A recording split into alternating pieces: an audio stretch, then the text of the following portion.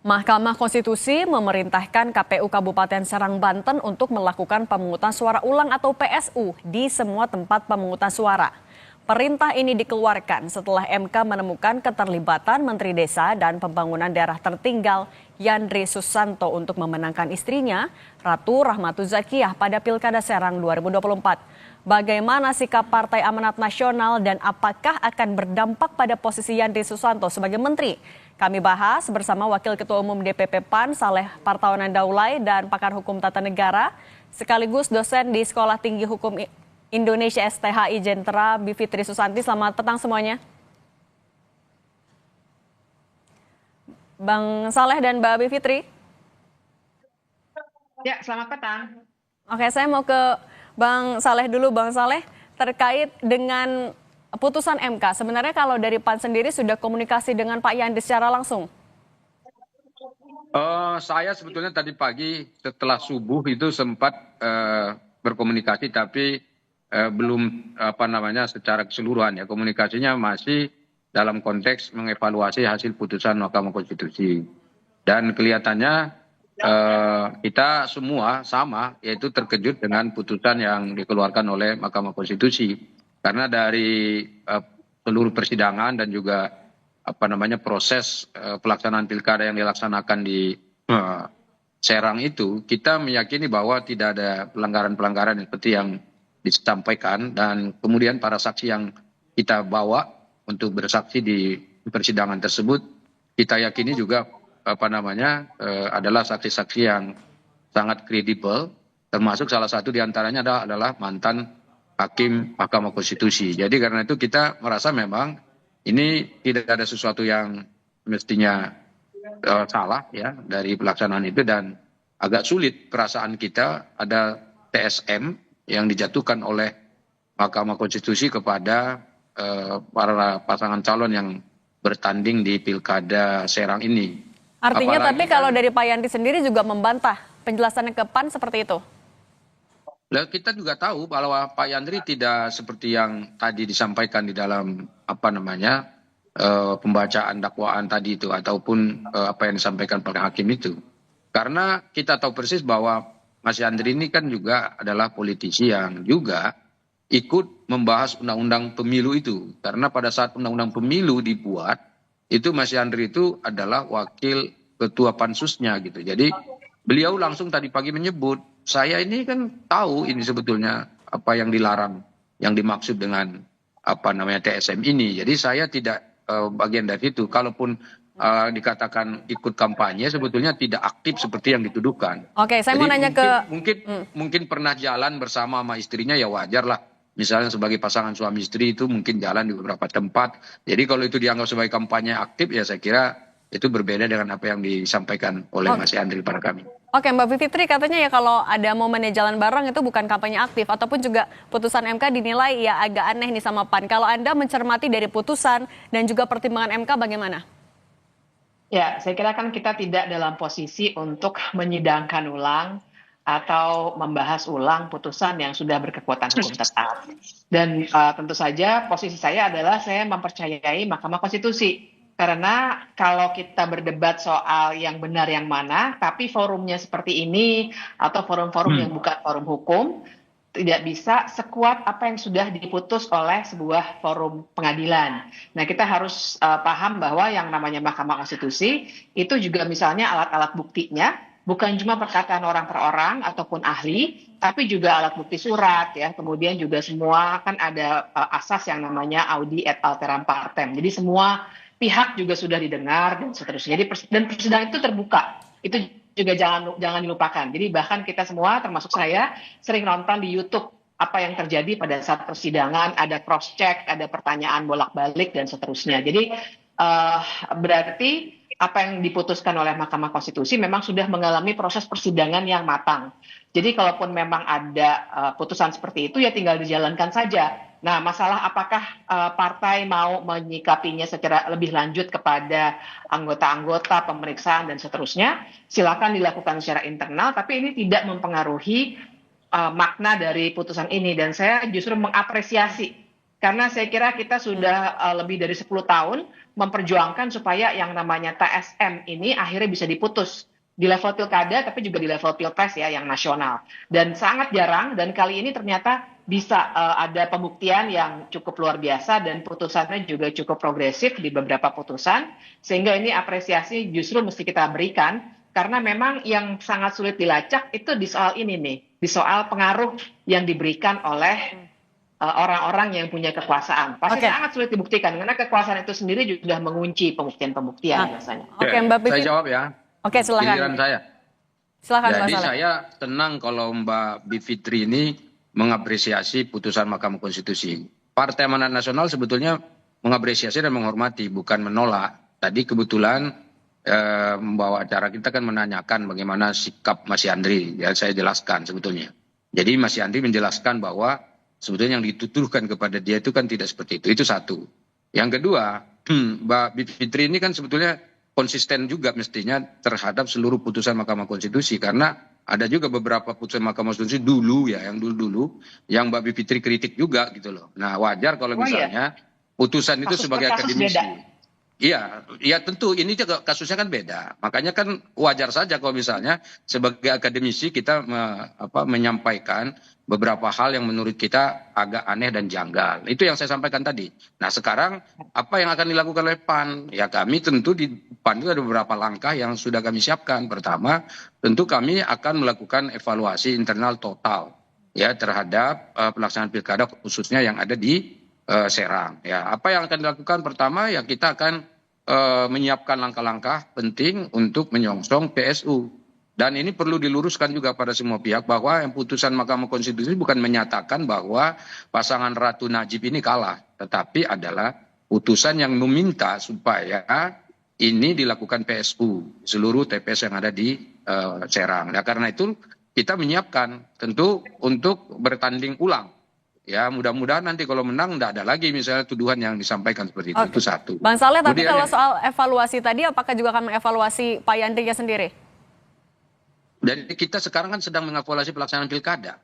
Jadi yang dilaksanakan itu, yang dievaluasi itu adalah pelaksanaan pilkadanya. Kalau Mas Yandri itu saya kira untuk pelaksanaan evaluasi yang bersangkutan bukan kewenangan dari partai. Karena beliau adalah kalau dalam konteksnya sebagai anggota kabinet itu urusannya adalah presiden, bukan urusannya kita. Jadi itu hal yang penting juga untuk dicatat. Dan ini kaitannya kan kita merasa bahwa Mas Yandri tidak salah. Kan seperti yang saya katakan tadi, di penjelasan pertama saya tadi di atas itu sangat ada kaitannya dengan penjelasan saya sekarang. Karena kita merasa bahwa Mas Yandri tidak salah, maka tentu ya kita tidak perlu mengevaluasi beliau itu dalam konteks pilkada ini gitu. Nah tetapi yang kita lakukan evaluasi adalah tadi bagaimana agar nanti pemilu yang akan datang itu, pilkada yang akan datang itu insya Allah di dalam PSU itu kita tetap menang dan bisa tetap mengambil simpati masyarakat dengan masalah ini karena tentu ini kan jadi sesuatu yang sangat memprihatinkan juga untuk sebagian masyarakat kita karena mereka juga ingin agar pilkada ini cepat selesai sehingga dapat pemimpin baru. Ini kan sudah terlalu lama juga ya PLT yang menjabat di sana. Jadi karena itu kita berharap ini juga cepat selesai sehingga nanti pembangunan di Serang itu bisa dilaksanakan seperti yang dijanjikan dalam kampanye-kampanye pilkada yang kemarin itu. Oke, tadi jadi soal yang kita lakukan evaluasi seperti itu termasuk juga evaluasi untuk kader-kader kami yang Partai PAN yang ikut bergerak untuk memenangkan pilkada ini. Seluruhnya dari DPD ya terutama ya, kemudian juga DPC kita sampai ke tingkat ranting. Nah, jadi ini sesuatu yang tidak mudah dilakukan. Tetapi tentu kami akan dengan ikhlas untuk melakukan ini. Jadi apapun putusan Mahkamah Konstitusi karena sifatnya final dan mengikat, ya kita akan tetap menghormati itu. Karena kita tidak bisa mengabaikan bahwa kita adalah negara hukum yang tentu kita harus patuh pada putusan hukum begitu. Oke, nah soal evaluasi itu Mbak Bivitri, artinya kalau pertanggungjawabannya sendiri dari Pak Yandri sebagai menteri, sebagai pejabat negara, harusnya seperti apa? Ya, jadi memang kita harus isolasi dulu ya. Persoalan yang diputus oleh Mahkamah Konstitusi itu persoalan pilkadanya. Jadi respons itu memang harus diberikannya kepada ada dua sih. Pertama adalah atasan dari Pak Yandri karena memang disebut-sebut betul ya jabatannya itu. Artinya presiden. Tapi memang yang kedua ini tidak wajib, tidak ada normanya begitu, tapi saya kira partai yang baik itu juga akan melakukan evaluasi internal.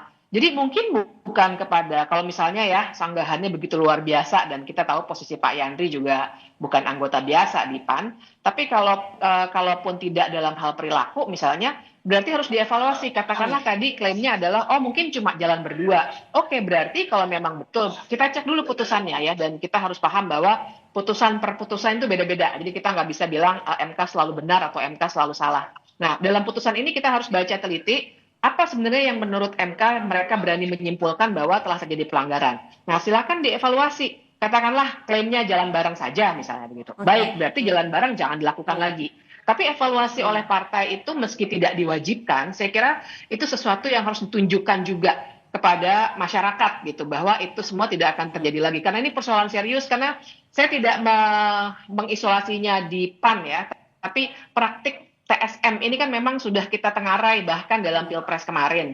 Nah, jadi evaluasi-evaluasi ini yang dilakukan, jangan sampai justru nanti KPU-nya ataupun MK-nya yang dievaluasi. Nah, tapi bagaimana caranya supaya perilaku berpolitik semuanya di bangsa ini menjadi semakin lebih baik. Gitu, Oke, soal evaluasi tadi juga Bang Saleh, tapi apakah dari PAN sendiri siap kalau misalnya akhirnya Pak Yandri dievaluasi oleh Presiden, tapi ditahan dulu, dijawab usai jeda berikut ini.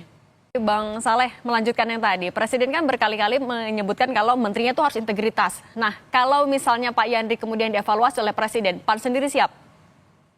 Jadi sebetulnya soal Presiden melakukan evaluasi terhadap anggota kabinetnya itu adalah hak prerogatif Presiden, itu hak konstitusionalnya Presiden. Jadi nggak usah ditanya kepada kita soal itu. Itu sebetulnya sudah saya kira dimaklumi oleh kita semua bahwa itu tidak bisa kita larang atau kita cegah gitu. Dan itu memang begitulah Presiden.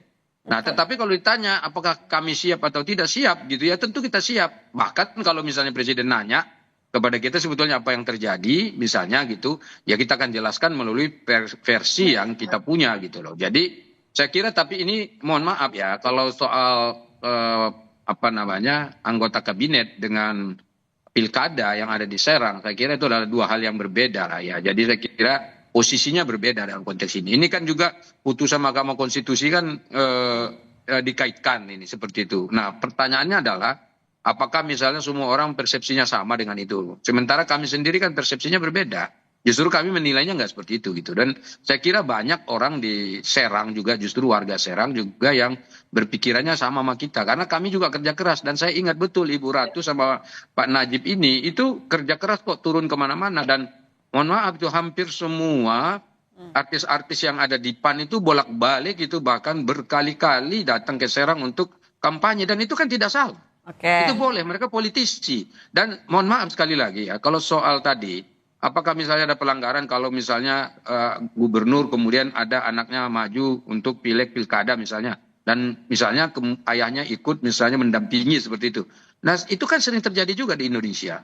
Nah ini yang saya kira menjadi hal-hal yang perlu masih didiskusikan lebih jauh sehingga kita tidak salah mempersepsikan apa yang sedang terjadi dan apa yang menjadi putusan Mahkamah Konstitusi. Oke, soal persepsi tadi Mbak Bivitri, tapi menurut Anda sebenarnya kasus ini akan mempengaruhi persepsi publikah terhadap integritas menteri-menterinya Presiden? Ya, kalau persepsi publik sih saya kira pasti akan terpengaruh sih. Jadi maksud saya gini, betul kita bisa perdebatkan lagi di warung kopi, di talk show seperti ini dalam diskusi. Tapi seperti yang saya katakan, kan sebenarnya kita harus membaca utuh tuh. Dan menonton juga bisa, dan masih ada di YouTube. Soal apa yang sebenarnya membuat Mahkamah Konstitusi bisa memutuskan seperti itu. Saya kira Mahkamah Konstitusi tidak sekedar misalnya Pak Yandri mendampingi istrinya, bukan sekedar itu. Tapi semua ada verifikasinya tuh, dan saya ingat bahkan sempat viral ya, ada surat yang dikeluarkan juga oleh Pak Yandri, terlepas dari silakan diperdebatkan itu benar atau tidak, tapi saya yakin itu juga yang mesti kita tunjukkan dalam diskusi, bahwa yang diputus oleh Mahkamah Konstitusi itu banyak, tentu saja bukan sekedar damping mendampingi, tapi ada hal-hal yang substantif, karena pembuktian terstruktur, sistematis dan masif ini nggak main-main. Makanya selama 10 tahun ini jarang sekali bisa terbukti gitu. Nah, jadi dengan itu maka harusnya benar-benar bisa ditunjukkan kepada publik. Karena kalau soalnya adalah apakah boleh seorang suami mendampingi istri boleh, tapi kan yang dipersoalkan dalam sebuah pemilihan ataupun proses governance yang manapun adalah kemungkinan adanya conflict of interest. Jadi yang dibuktikan oleh Mahkamah Konstitusi sebenarnya apakah ada abuse of power gitu. Jadi menggunakan kewenangan yang ada, apalagi memang kita harus ingat jabatan Pak Yandri itu kan Menteri Desa. Sementara yang salah satu yang dibahas oleh Mahkamah Konstitusi, tadi sudah kita dengar cuplikan putusannya, adalah mengumpulkan kepala desa misalnya. Nah, hal-hal itu yang akan menimbulkan persepsi, tadi kan pertanyaan Mbak Cindy kan persepsi ya. Nah, artinya kan persepsi ini kemudian harus direspons dengan kejelasan-kejelasan dari partai soal bagaimana sih sebenarnya aturan mainnya di dalam partai sampai dengan bisa menghindari adanya abuse of power seperti ini. Karena soalnya di jabatan itu, Mbak Cindy. Oke. Jadi Oke, silakan, Bang. saya mau tanggapi ya. Tadi sebetulnya bagus tuh Mbak Bivitri itu menjelaskan ya kita ndak usah lagi meninterpretasi, menafsirkan putusan Mahkamah Konstitusi ini. Tapi Mbak Bivitri baru aja mengelaborasi lagi semua putusan ini. Nanti dugaannya begini, tadi kurang lebih begitulah. Kemarin ada ini, ada itu dan seterusnya. Sebetulnya yang paling penting dibicarakan ke depan itu adalah bagaimana setelah putusan ini. Jadi kalau mau diperbincangkan lagi soal ini ya udah bikin disertasi aja Mbak atau tesis atau apa gitu bagi mahasiswa sarjana di bidang hukum ya itu silakan. Nah kalau kami di PAN itu malah justru tadi saya sudah jelaskan kita malah langkah-langkah yang akan kita ambil ke depan itu yang paling penting kita kerjakan. Saya pendapat tadi itu justru ya bagaimana kita menghadapi nanti kalau misalnya KPU dan Bawaslu katakanlah seperti itu sama-sama menyelenggarakan pilkada ini. Jadi kami ya tuh yang kami siapkan tadi itu ya kami tentu harus patuh ya pada putusan ini karena itu harus siap sekali lagi untuk melakukan pilkada lagi ulang dan kami yakin insya Allah kita akan menang lagi karena kemarin itu selisih suaranya itu 2 kali lipat lebih itu. Jadi saya kira itu adalah faktor-faktor yang membuat kita semakin optimis bahwa pilkada ulang nanti juga insya Allah akan. Evaluasinya itu yang ditunggu juga Bang Saleh Daulay, Wakil Ketua Umum PAN dan Mbak Bivitri Susanti, pakar hukum tata negara. Terima kasih sudah berbagi di Kompas Petang. Sehat selalu semuanya. Terima kasih.